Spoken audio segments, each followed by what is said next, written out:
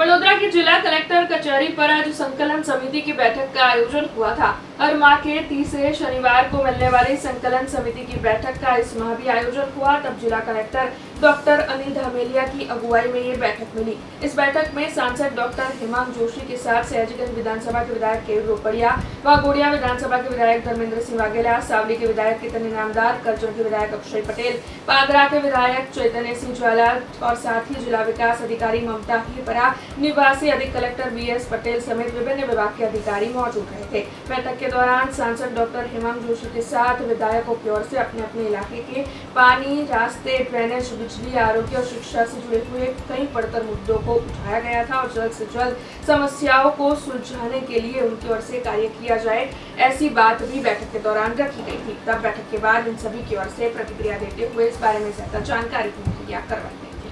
આજે જિલ્લા કલેક્ટર કચેરી ખાતે સંકલનની બેઠક યોજાઈ, જેમાં કલેક્ટરશ્રી, તમામ ધારાસભ્યશ્રીઓ અને તમામ જે વિભાગના અધિકારીશ્રીઓ છે એમની સાથે વિશેષ ચર્ચા થઈ। ખાસ કરીને જે વડોદરા લોકસભા વિસ્તારના જે પ્રશ્નો છે, મુખ્ય પ્રશ્ન કે જે રિંગ રોડનો પ્રશ્નો છે કે જેની અંદર ફોરેસ્ટ ડિપાર્ટમેન્ટ દ્વારા અમુક જે ટ્રાન્ઝેક્શનલ પ્રોબ્લેમ્સના કારણે એક નાનકડા એવા અપ્રુવલને લઈને થોડો ભાગ રિંગ રોડનો એના નિર્માણનો બચ્યો છે, એના માટે વહેલામાં વહેલી તકે એ પૂર્ણ કરવા માટેનું સૂચન કર્યું છે। ત્યારબાદ જેટલી પણ આંગણવાડી લોકસભા વિસ્તારની અંદર ખાસ કરીને સાવલી અને વાઘોડિયા વિધાનસભાની અંદર આવેલી છે, આંગણવાડીઓને વહેલામાં વહેલી તકે જ્યાં ભાડાના મકાનમાં ચાલતી હોય ત્યાં નવીન આંગણવાડી બને, જ્યાં જમીનના પ્રશ્નો હોય એ પ્રશ્ન ઉકેલાય અને તમામને પોતાનું એક અલાયદું મકાન મળે એ માટેની એક રજૂઆત કરવામાં આવી। ત્યારબાદ જે રેવન્યુ અપ્રુવલ આવી ગયા હોય તો પણ હજુ એમને પોતાના પંચાયતનું મકાન ના મળ્યું હોય, સાવલી અને વાઘોડિયાના અને વિશેષકર ડેસર વિસ્તારના જેટલી પણ પંચાયતો છે એને લઈને પણ રજૂઆત કરવામાં આવી। એમાં પણ વહેલામાં વહેલી તકે આ વિષયમાં કામ પૂર્ણ કરવામાં આવશે એવું પણ વાત જણાવવામાં આવી છે। અને વિવિધ જે બીજા પ્રશ્નો માન્ય ધારાસભ્યશ્રીઓએ પણ મૂકેલા હોય એ તમામ પ્રશ્નો લઈને પણ આજે ખૂબ સારા વાતાવરણમાં ચર્ચા કરવામાં આવી છે।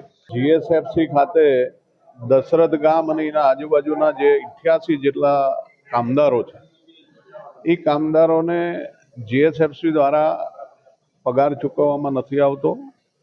કોર્ટના હુકમ છતાં પણ વારંવાર રજૂઆત કરવામાં આવી।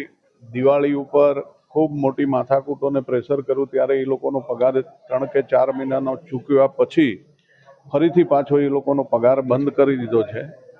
એટલે કલેક્ટરશ્રીને અને લેબર કમિશનરને સૂચના અપાવો કે જેથી કરીને અમારા 88 કામદારો છે એનો જે કંઈ પગાર બાકી છે એ પગાર એમને જલ્દી ચૂકવવામાં આવે। બાજવાની અંદર આંગણવાડી 7 મંજૂર થયેલી છે, એમાં 4 આંગણવાડી હાલમાં છે, 3 આંગણવાડી ભાડાના મકાનની અંદર ચાલે છે, તો એની અંદર જગ્યા ગોતી અને આ 3 આંગણવાડી નવી બને જેથી કરીને બાળકો માટે સારી સુવિધા ઊભી થાય। વાઘોડિયા તાલુકાની અંદર ઘણા બધા બસના રૂટો બંધ છે। હવે વેકેશન પછી આ સ્કૂલ કોલેજો ચાલુ થાય તો એની અંદર જે કંઈ રૂટો બંધ છે એ રૂટ વહેલામાં વહેલી તકે વ્યવસ્થા કરીને ચાલુ કરવામાં આવે જેથી કરીને સ્કૂલના બાળકોને, કોલેજના બાળકોને પોતાના સ્કૂલ કોલેજે જવામાં સુવિધા મળી રહે। જો આજના સંકલનની અંદર સાવલીની અંદર મંજૂર થયેલી સરકારી આર્ટ્સ એન્ડ કોમર્સ કોલેજનો એક મુદ્દો હતો કે જેની જમીનની ફાળવણી અત્યારે બહુથા રાધનપુરા ખાતે કરવામાં જે પ્રોસિજર ચાલી રહ્યો છે એ જે ગઈ વખતે પણ એનો વિવાદ હતો એ વિવાદનો આજે સુખદ અંત આવ્યો છે।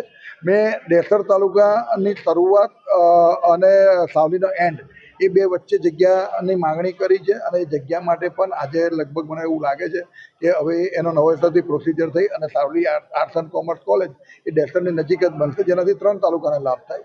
નર્મદા કેનાલોનું જે કામ અત્યારે એસ્ટિમેટ લેવલ અને પછી ટેન્ડર હવે રહ્યો છે 1 જ મહિનો ચોમાસાને, તો સફાઈ અને મેન્ટેનન્સ બે ચોમાસા પછી કરે તો લોકોને જ્યારે ખેડૂતોને પાણી જોઈએ ત્યારે એ જ પાણી લેવાની તકલીફ જ્યારે હોય છે ત્યારે આ લોકો મેન્ટેનન્સ કરે છે, ત્યારે સફાઈ કરતા હોય છે। એટલે મેં કીધું છે કે હજુ એમની જોડે ટાઈમ છે, 1-1.5 મહિનો, તો વહેલી તકે એ લોકો ખેડૂતોને આવતા વર્ષે નવા વર્ષે પાણીની તકલીફ ના પડે અને સારી રીતે પાણી મળે એ પણ મુખ્ય મુદ્દો હતો।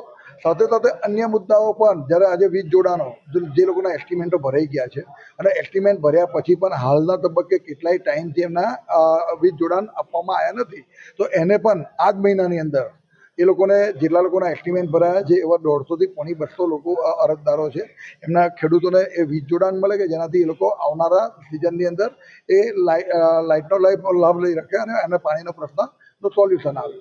हमसे जुड़े रहने के लिए हमारे YouTube चैनल को सब्सक्राइब करें और नई वीडियो की नोटिफिकेशन के लिए बेल आइकॉन को दबाएं।